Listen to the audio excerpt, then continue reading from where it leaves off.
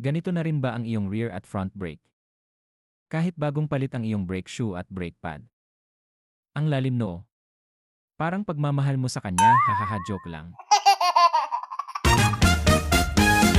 For today's video, tara turuan kita kung paano magpalit ng rear at front brake cables.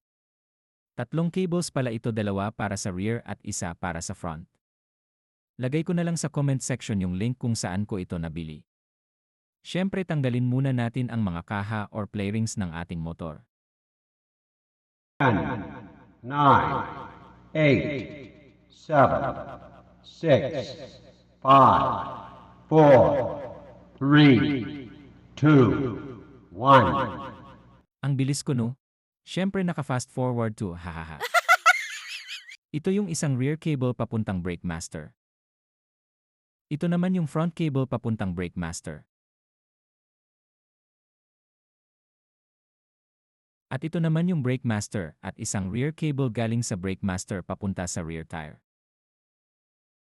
Luwagan lang natin ang lock na ito para matanggal natin ang rear cable.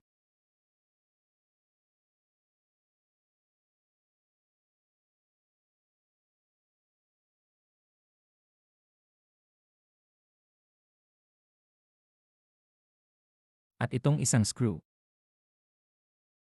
Tanggalin muna natin ang mahabang cable ng rear sa brake master at hilahin natin ito pataas.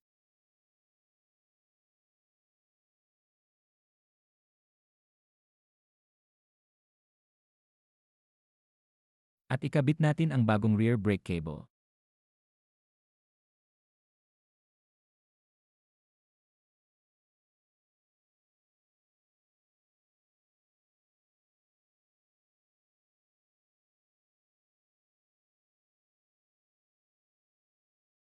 At isunod naman natin ang isang rear cable na ito, luwagan lang natin ang lever ng rear.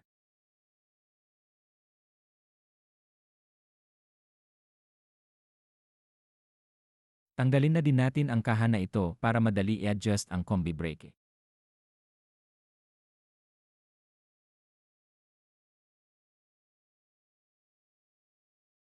Tanggalin nyo lang ang cover na ito para madali ikabit ang mga brake cable.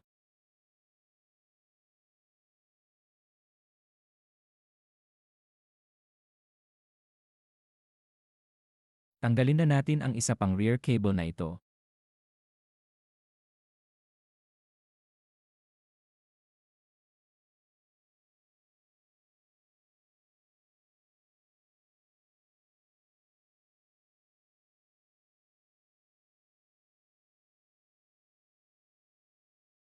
At ikabit na natin ang bagong rear brake cable.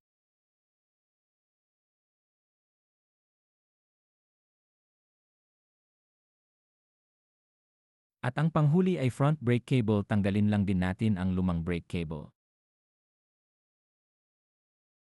Ikabit na din natin itong front brake cable.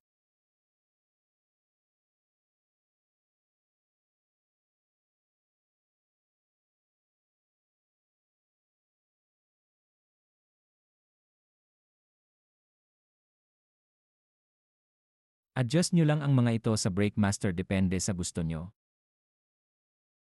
Ibalik lang natin lahat ng kaha nito.